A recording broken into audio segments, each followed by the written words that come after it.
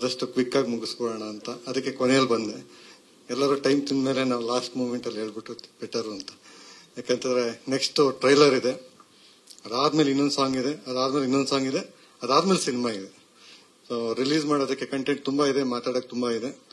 So ಈ cinema ಶುರುವಾಗಿದ್ದಕ್ಕೆ last time ಕೇಳಿದ್ರು, ಈಗಲೂ ಪ್ರಶ್ನೆಗಳು ಬರುತ್ತೆ ಹೇಗೆ ಏನು ಅಂತ. ಈ ಸಿನಿಮಾ ಶುರುವಾಗೋದಕ್ಕೆ ಈ ಸಾಂಗ್ ನಲ್ಲಿ ಬರುವಂತ ಒಂದು ಲೈನೇ ಮುಖ್ಯ ಕಾರಣ. ಆ ಲೈನ್ ಕೊಟ್ಟಿದೆ ದೇವರಾಜ್ ಸರ್.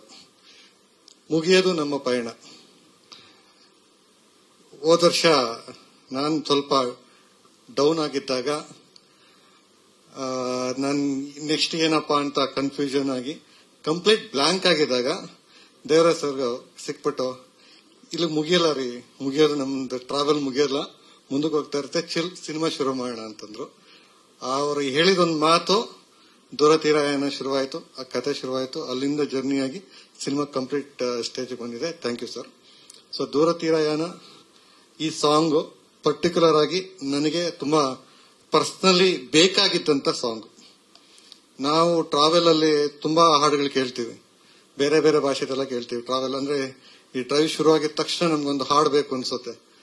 ಅದರಲ್ಲೂ ಒಂದು ಒಳ್ಳೆ ಲಾಂಗ್ ಜರ್ನಿ ಹೋದಾಗ ಒಂದು ಎನರ್ಜಿ ಕೊಡಬೇಕು ಅನ್ಸುತ್ತೆ. ಆ ತರದ್ದು ನನಗೆ ಕನ್ನಡದಲ್ಲಿ ನನಗೆ ನಂದೇ ಸಿನಿಮಾದಲ್ಲಿ ಒಂದು ಬೇಕು ಅಂತ ತುಂಬಾ ವರ್ಷಗಳಿಂದ ಆಸೆ ಇತ್ತು. ಅದನ್ನ ಈ ಸಿನಿಮಾ ಮೂಲಕ ಅದನ್ನ ಫುಲ್ಫಿಲ್ ಮಾಡ್ಕೊಂಡಿದ್ದೀನಿ, ನನಗೋಸ್ಕರ ಮಾಡ್ಕೊಂಡಿದ್ದೀನಿ. ಯಾಕಂದ್ರೆ ನನಗೆ ಖುಷಿ ಆಗಿದ್ದು ಜನಗಳು ಖುಷಿ ಆಗುತ್ತೆ ಅನ್ನೋದು ನಂಬಿಕೆ. ಯಾಕಂದ್ರೆ ನಾವು ಮಾಡೋ ಸಿನಿಮಾ, ನಾವು ಕೆಲಸ ಫಸ್ಟ್ ನಮಗೆ ಖುಷಿ ಕೊಡಬೇಕು. ನಮ್ಗೆ ಖುಷಿ ಕೊಟ್ಟಿಲ್ಲ ಅಂದ್ರೆ ನಾವು ಸಾವಿರಾರು ಜನಕ್ಕೆ, ಯಾಕಂತಂದ್ರೆ ನಮ್ಮ ಒಂದು ಬ್ರೈನ್ಗೆ ನಾವು ಅದನ್ನ ಖುಷಿ ಕೊಡ್ಲಿಲ್ಲ ಅಂತಂದ್ರೆ ನೂರಾರು ಲಕ್ಷಾಂತರ ಬ್ರೈನ್ಗಳಿರುತ್ತೆ.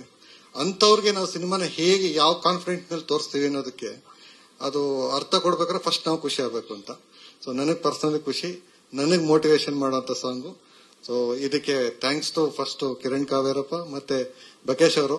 ಈಗ ನಮ್ಮ ಈ ಸಾಂಗ್ ಬಗ್ಗೆ ಅಷ್ಟೇ ಆದಷ್ಟು ಮಾತಾಡ್ತೀನಿ, ಯಾಕಂದ್ರೆ ಸಿನಿಮಾ ಬಗ್ಗೆ ಮಾತಾಡ್ತಾ ಹೋದ್ರೆ ಇದು ದೂರ ತೀರಯಾನೇ. ಅಟ್ಲೀಸ್ಟ್ ಒಂದು 4-5 ಅವರ್ಸ್ ಸಾಕಾಗಲ್ಲ, ಒಂದು ಇಡೀ ದಿನ ಬೇಕಾಗಿರೋ. ಯಾಕಂತಂದ್ರೆ ಈ ಸಿನಿಮಾ ಎಕ್ಸ್ಪೀರಿಯನ್ಸೇ ಒಂದು ಬ್ಯೂಟಿಫುಲ್ ಎಕ್ಸ್ಪೀರಿಯನ್ಸ್ ನನಗೆ. ಯಾಕಂದ್ರೆ ನಮ್ಮ ಸಿನಿಮಾಗಳು ಆಲ್ಮೋಸ್ಟ್ ಎಲ್ಲರೂ ನೋಡಿರೋದ್ರಿಂದ ಹರಿವು, ಬೆಂಗಳೂರು, ಕೊಪ್ಪಳ ಅದೊಂದು ಹೈವೇ ನಡೆಯುತ್ತೆ ಕತೆ. ನಾತಿಚರಾಮಿ ಒಂದು 3-4 ಮನೆ 5 ಲೊಕೇಶನ್ ಅಲ್ಲಿ ನಡೆಯುತ್ತೆ. ಆಕ್ಟ್ 1978 ಇಡೀ ಒಂದು ಗೌರ್ಮೆಂಟ್ ಆಫೀಸಲ್ಲಿ ನಡೆಯುತ್ತೆ. ಇದು 1920-21 ಬರೀ ಕಾಡಲ್ಲಿ ನಡೆಯುತ್ತೆ. ಬಟ್ ಫಸ್ಟ್ ಸಿನಿಮಾ ಬೆಂಗಳೂರಿಂದ ಗೋವಾವರೆಗೂ ಹೋಗುತ್ತೆ. ಟ್ರಾವೆಲ್ ಇದು ಬರೀ ಕತೆ ಅಷ್ಟೇ ಅಲ್ಲ, ನಮ್ಮ ಇಡೀ ಟೀಮ್ ಬೆಂಗಳೂರಿಂದ ಶುರು ಮಾಡಿ ಆನ್ ದ ವೇ ಶೂಟ್ ಮಾಡ್ಕೊಂಡು ಹೋಗ್ತಾ ಅಂದ್ರೆ ಇದು ಹೇಗೆ ಅಂತಂದ್ರೆ ಬೆಳಗ್ಗೆ ರೂಮಿಂದ ಹೊರಟ್ರೆ ಲಗೇಜ್ ಎಲ್ಲ ಎತ್ತಿ ಗಾಡಿಗೆ ಹಾಕೋದು, ಶೂಟ್ ಮಾಡ್ಕೊಂಡು ಹೋಗೋದು, ಅಲ್ಲಿ ಹೋಗ್ಬಿಟ್ಟು ಅಲ್ಲಿ ಅವತ್ತು ಎಲ್ಲಿ ನಿಲ್ಸಿವೋ ಅಲ್ಲಿ ಯಾವ ನಿಯರ್ ಲಾಡ್ ಸಿಗುತ್ತೋ ಅಲ್ಲಿ ಸ್ಟೇ ಮಾಡೋದು. ಸೊ ಈ ತರ ಟ್ರಾವೆಲ್ ಮಾಡ್ಕೊಂಡು ಶೂಟ್ ಮಾಡೋದಿದೆಯಲ್ಲ, ಅದು ಮೂವ್ ಆನ್ ಆಗ್ಬೇಕು ಅನ್ನೋದಕ್ಕೆ. ಸೊ ಈ ಸಿನಿಮಾನೇ ಒಂದು ಬೆಸ್ಟ್ ಎಕ್ಸಾಂಪಲ್ ಆಯ್ತು ನನಗೆ. ಸೊ ಆ ತರದಲ್ಲಿ ದೂರ ತೀರನ ವೆರಿ ಟ್ರಾವೆಲಿಂಗ್ ಮೂವಿ. ಸಾಂಗ್ ಬಗ್ಗೆ ಹೇಳೋದಾದ್ರೆ ಇದು ಸಿನಿಮಾ ಶುರುವಾದಾಗ್ಲೇನೆ ಬಕೇಶ್ಗೆ ಹೇಳ್ಬಿಟ್ಟಿದೆ. ನನಗೆ ಈ ಸಿನಿಮಾದ ಇದು ಆಕ್ಚುಲಿ ಪ್ರೀ ಕ್ಲೈಮ್ಯಾಕ್ಸ್ ಅಲ್ಲಿ ಬರುತ್ತೆ, ಕ್ಲೈಮ್ಯಾಕ್ಸ್ ಬಿಫೋರ್ ಅಲ್ಲಿ ಬರುತ್ತೆ ಈ ಸಾಂಗು. ಅಲ್ಲಿ ಒಂದು ನನಗೆ ಹೈ ಎನರ್ಜಿ ಕೊಡುವಂತದ್ದು. ಈ ಸಿನಿಮಾ ಕಥೆಯಲ್ಲಿ ಮಾಡುವಾಗ ಈ ಪ್ರೀ ಕ್ಲೈಮ್ಯಾಕ್ಸ್ ಅಲ್ಲಿ ಒಂದು ಹೈ ಮೂವ್ಮೆಂಟ್ ಬೇಕು ಅಂತ ಕೆಲವರು ಆಕ್ಷನ್ ಸೀಕ್ವೆನ್ಸ್ ಇಡ್ತಾರೆ, ಇಲ್ಲಾಂದ್ರೆ ಒಂದು ಡ್ರಾಮಾ ಇಡ್ತಾರೆ, ಇನ್ನು ಎಮೋಷನಲ್ ಸೀನ್ ಎಲ್ಲ ಇಡ್ತಾರೆ. ನಾನು ಅದನ್ನ ಒಂದು ಸಾಂಗ್ ರೂಪದಲ್ಲಿ ಹೇಳೋಣ ಅಂತ ಹೇಳಿ ಒಂದು ಸಾಂಗ್ ಮಾಡಬೇಕು ಅಂತ ಬಂದಿದ್ದ ಐಡಿಯಾ ಬಕೇಶ್ ಅವ್ರಿಗೆ ಹೇಳಿದ್ದು. ಬಟ್ ಅವ್ರಿಗೆ ಸಿಕ್ಕಾಪಟ್ಟೆ ಕಾಟ ಕೊಟ್ಟಿದ್ದೀನಿ. ಅಂದ್ರೆ ಇದು ನನ್ನ ತಲೆಯಲ್ಲಿ ಒಂದು ಅಬ್ಸ್ಟ್ರಾಕ್ಟ್ ಇಮೇಜ್ ಇತ್ತು. ಆ ಇಮೇಜ್ ನ ವಿಜುವಲ್ ಕನ್ವರ್ಟ್ ಮಾಡೋದಕ್ಕೆ ಅವ್ರಿಗೆ ಹೇಳಿ ಅವ್ರ ಕೈಲಿ ಕೆಲಸ ತೆಗೆಸ್ಕೊಂಡಿದ್ದು. ಬಟ್ ಅಷ್ಟೇ ಪೇಷನ್ಸ್ ಆಗಿ, ಅಂದ್ರೆ ಒಂದು ವರ್ಷದಿಂದ ಈ ಕೆಲಸ ನಡೀತಾ ಇರೋದು. ಯಾಕಂದ್ರೆ ಈ ಸಿನಿಮಾದಲ್ಲಿ ಒಟ್ಟು 6 ಹಾಡು, 2 ಮ್ಯೂಸಿಕಲ್ ಟ್ರ್ಯಾಕ್ಸ್ ಇದಾವೆ. 8 ತುಂಬಾ ಇಂಪಾರ್ಟೆಂಟ್. ಯಾವ್ದೂನು ಸುಮ್ನೆ ಏನೋ ನಾಮಕಾವಸ್ಥೆ ಅಲ್ಲೊಂದೇನೋ ಫಿಲ್ ಮಾಡಕ್ಕಂತ ಯಾವ್ದು ಇಲ್ಲ. ಅದು ಕತೆ ಪ್ಯಾರಲಲ್ ಆಗಿ ಮ್ಯೂಸಿಕ್ ನಡೆಯುತ್ತೆ. ಇವನ್ ಮ್ಯೂಸಿಕ್ ಒಂದು ಪಾರ್ಟ್ ಆಫ್ ಸಿನಿಮಾದ ಕ್ಯಾರೆಕ್ಟರ್ ಆಗಿರೋದ್ರಿಂದ ಸೊ ಅಷ್ಟು ಇದಕ್ಕೂ ಬಕೇಶ್ ಅವರು 1 ವರ್ಷನೇ ಕೆಲಸ ಮಾಡ್ತಾ ಇದ್ದಾರೆ. Songs, back ground music, live programming heavy ಕೆಲಸ ಮಾಡಿದ್ದಾರೆ. ತುಂಬಾ ಸ್ಟ್ರೆಸ್ ಕೊಟ್ಟಿದ್ದೀನಿ. ಬಟ್ ಸ್ಟಿಲ್ ಅಷ್ಟು ಕೆಲಸ ನಿಮ್ಗೆ ಒಂದು ಒಳ್ಳೆ ಸಿನಿಮಾ ಆಗಿ ಬರುತ್ತೆ ಅನ್ನೋದು ನನ್ನ ನಂಬಿಕೆ.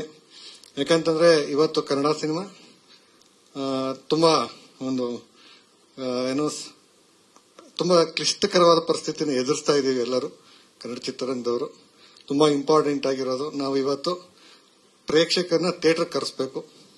ಅದು ತುಂಬಾ ಇಂಪಾರ್ಟೆಂಟ್ ನಮ್ಗೆ ಇವಾಗ.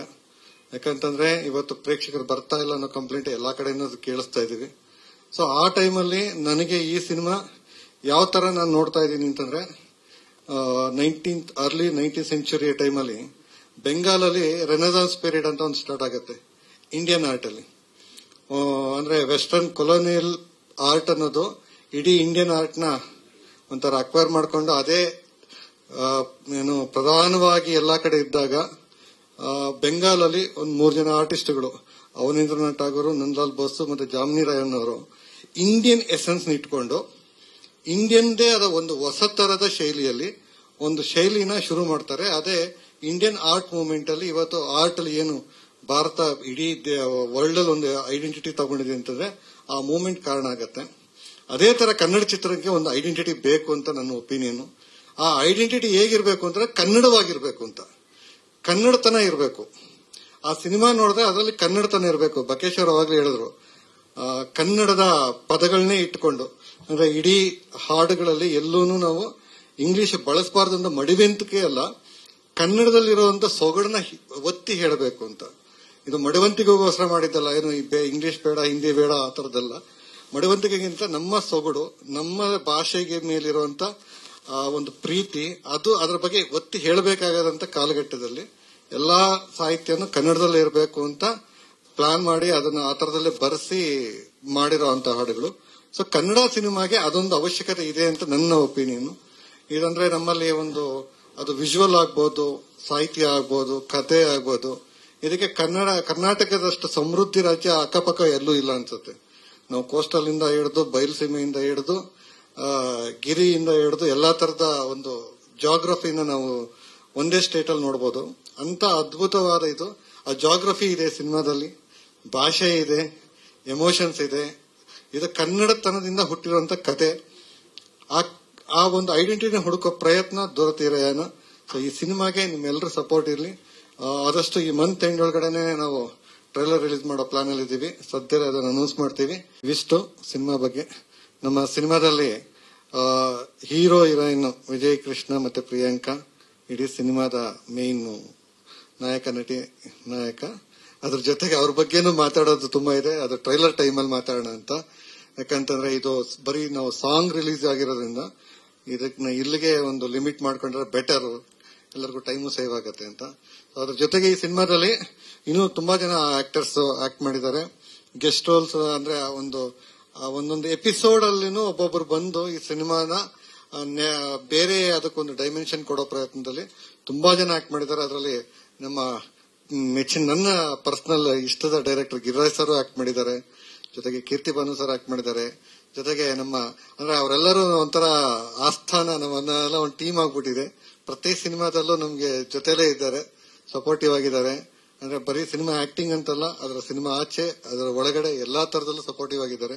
ಸೊ ನನ್ನ ಟೀಮ್ ಎಲ್ಲ ಇದ್ದಾರೆ. ಥ್ಯಾಂಕ್ ಯು ಎಲ್ಲರಿಗೂ. ಯಾಕಂದ್ರೆ ಹೇಳ್ತಾ ಹೋದ್ರೆ ಇದು ಆಕ್ಚುಲಿ ಲೆಂತ್ ಜಾಸ್ತಿ ಆಗುತ್ತೆ ಅಂತ ಕಟ್ ಮಾಡಕ್ ನಾನೇ ಟ್ರೈ ಮಾಡ್ತಾ ಇದ್ದೀನಿ. ಥ್ಯಾಂಕ್ ಯು ಸೋ ಮಚ್ ಎಲ್ಲರೂ ಬಂದಿದ್ದಕ್ಕೆ. ಸರ್ ದೇಸಾಯಿ ಸರ್ ಬಂದು ನಮ್ ಸಿನಿಮಾಗೆ ಸಪೋರ್ಟ್ ಮಾಡಿದೀರಾ. ಇದು ಏನು ಮುಹೂರ್ತಕ್ಕೆ ಬಂದ್ಬಿಟ್ಟು ಕ್ಲಾಪ್ ಮಾಡಿದ್ರಿ. ಇವಾಗ ಸಾಂಗ್ ಬಂದು ವಿಶಸ್ ಕೊಟ್ಟಿದ್ದೀರಾ. Thank you so much sir. ಮತ್ತೆ Devaraj sir, friend Shashank sir, Lingaraj sir, thank you so much.